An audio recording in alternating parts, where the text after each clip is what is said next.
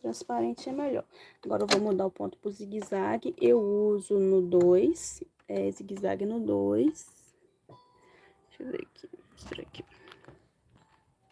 No 2, que eu já deixo até a marca aqui, e aqui também, ó. Zigue-zague, aqui eu deixo de 2 pra lá, tá vendo? Quanto menor, melhor.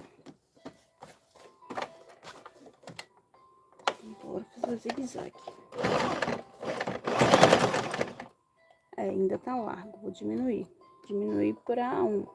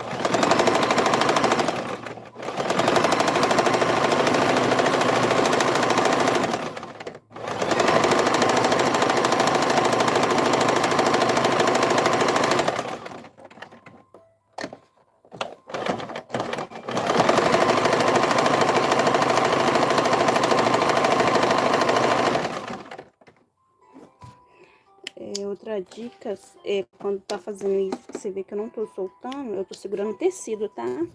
Se eu soltar o tecido, ele vai fazer, não vai dar esses pontinhos apertadinho não, então tem que segurar.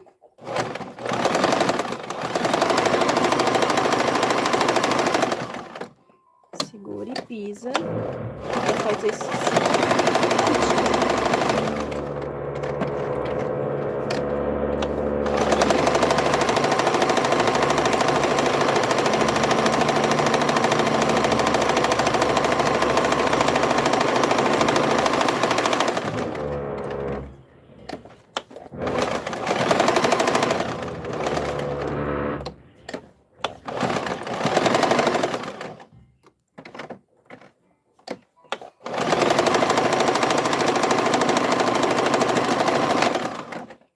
Prontinho.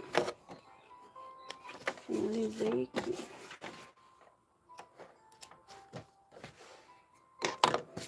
Tá ok, tá limpinho. Então, pra ver.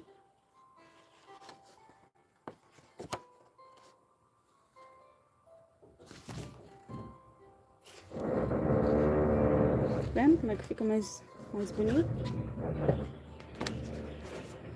Com a costura, sem a costura. Tá vendo? Esse detalhe, eu gosto desse detalhe em volta. Bom, então, por aqui eu fico. Espero que tenha ajudado. Aí, se tiver algum desfiadinho assim, você corta e passa o isqueiro, se quiser. Aqui eu não vou passar, não, porque tá presinho, eu sei que não vai soltar. Mas se quiser passar o isqueiro, vocês podem passar. Então, até.